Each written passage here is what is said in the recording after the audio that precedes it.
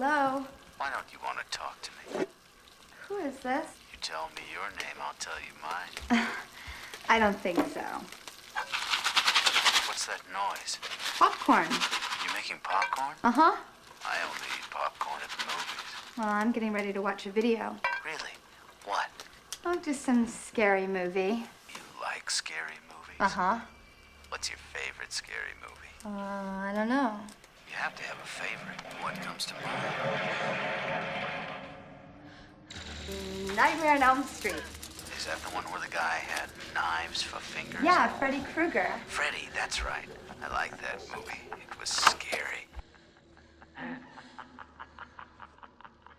Look what you did to Since its conception, the horror genre has always had a very simple and very direct purpose: to entertain the viewer with their worst fears.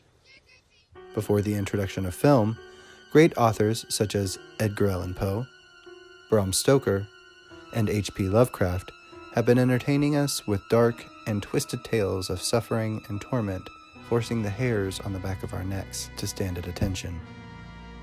They wrote stories for what we call now the Gothic horror genre. Stories such as Poe's The Cask of Amontillado and Lovecraft's The Call of Cthulhu are infamous for creating an eerie, resonating feeling within the gut that makes us tremble in fear, yet hunger for more. The founder of this genre is said to be 18th century English writer and the 4th Earl of Oxford, Horace Walpole, with his work The Castle of Otranto. The first horror film was created by French filmmaker Georges Méliès. He was among the first filmmakers and is considered the father of special effects. Although he was not the first to use the stop trick technique, he did, however, accidentally stumble upon it while filming in Paris. According to Méliès, his camera malfunctioned, causing it to jam while shooting a street scene. When he released the film, he had found the malfunction created a simple effect that caused a truck to change into a hearse, people to change their walking directions, and even turn men into women. He and his team were suddenly struck with inspiration, and they created a series of films beginning in 1896. The first to feature these effects was the short film The Conjuring of a Woman at the House of Robert Houdin. Then, later that year, he created the first horror film aptly titled Le Manoir du Diable, which in English translates to The Devil's Mansion. It was released in the United States with the title The Haunted Castle. It features Méliès as Mephistopheles, whom conjures various people and supernatural creatures, which eventually create a crucifix to banish the demon.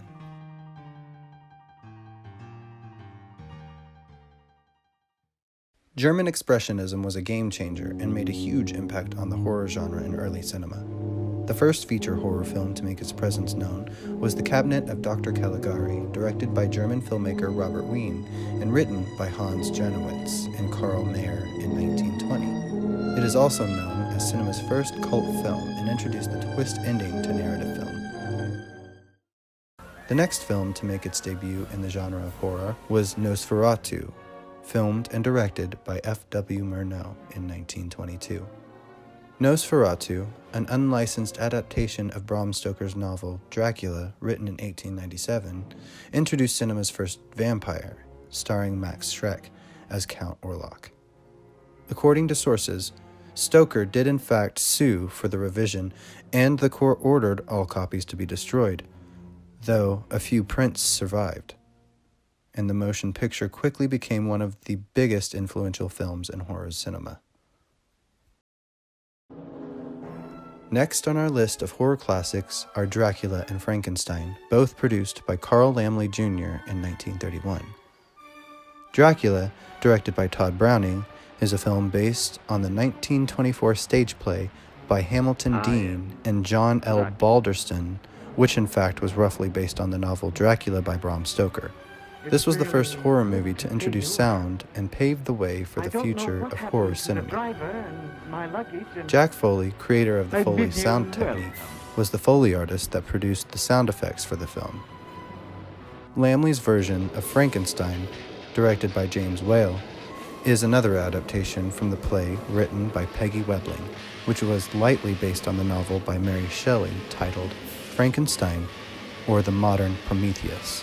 After becoming a success and tailed by a series of sequels, it was dubbed one of the most iconic films in horror cinema history.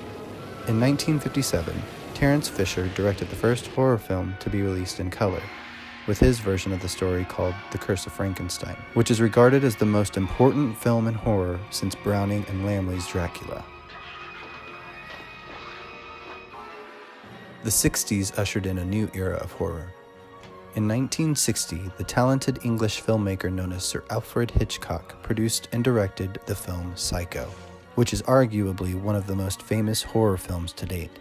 This film was the first of the slashers and brought in a new element to the horror story. It is based on the 1959 novel Psycho, written by Robert Bloch. This story introduces the element of truth and is roughly based on the events of murderer Ed Gein. Hitchcock bought rights to the novel and ordered them to be collected to keep its secrets from being revealed. The film relies heavily on the scoring produced by Bernard Herrmann, with which Hitchcock was pleased with the tension it brought and the sense of permeating doom. Though produced on a low budget and in black and white, the film went on to win the Edgar Allan Poe Award for Best Motion Picture in 1961, and nominated for several other categories. Another famous Hitchcock film that, according to sources, was deemed culturally and historically or aesthetically significant by the Library of Congress is The Byrds, released in 1963. This is another film based on a novel by the author Daphne du Maurier, written in 1952. He decided to do without the predictable score with this film and instead made use of sound effects and infrequent music.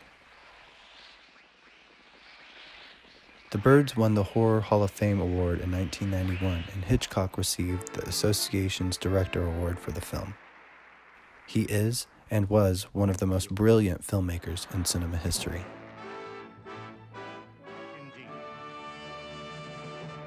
With the creation of horror subgenres, we now have a variety of many different types of films to choose from to get our fear fix.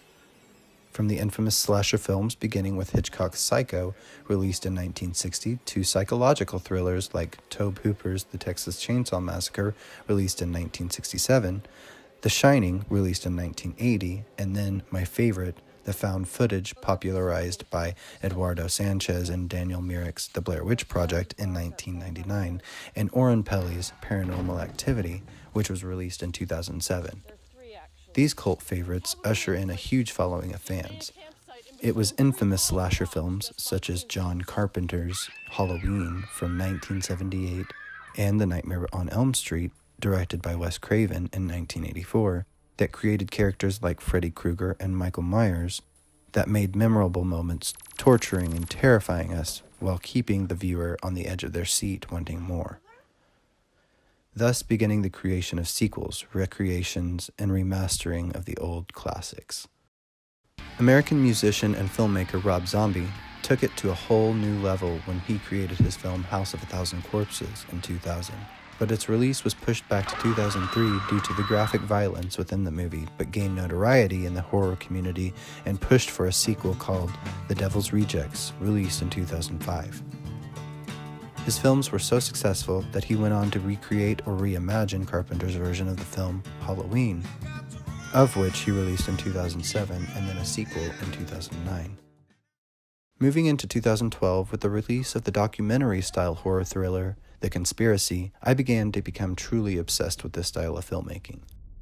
The film created a very dark backstory, leaving the viewer feel as if the events could have very well happened using a story built around the truth. Another film within a similar horror factor within the same subgenre, released in 2014, is As Above, So Below. This film generated a lot of fear on a very spiritual level, making the viewer feel as if they have taken a terrifying trip into hell from the pit of the catacombs under Paris, France. In 2015, Robert Eggers wrote and directed the supernatural thriller The Witch.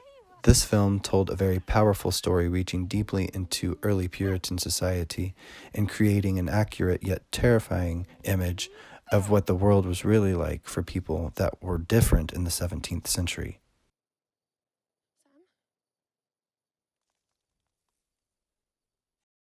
Even television has delved into the world of horror. Ryan Murphy and Brad Fulchek created and produced American Horror Story, first aired in 2011, where every season has a new terrifying plot.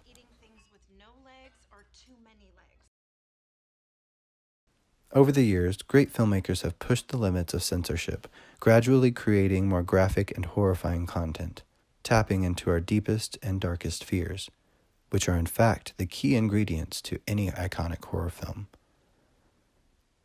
The genre of horror has been around since the beginning of film itself and will continue to entertain viewers for many more years to come.